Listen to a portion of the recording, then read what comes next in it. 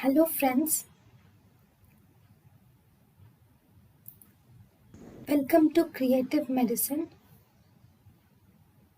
In this lecture, we will learn about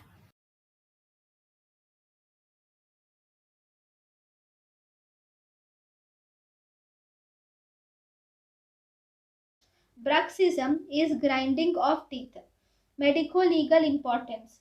In medico-legal importance, cocaine is the second most commonly used illicit drug. Cocaine is applied on the glans penis to increase the duration of coitus.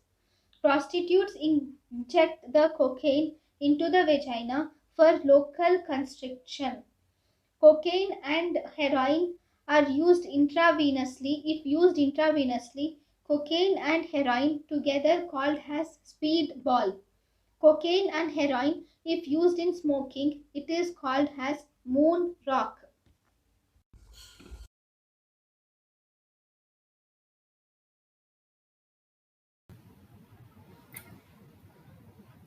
thank you and thank you for watching.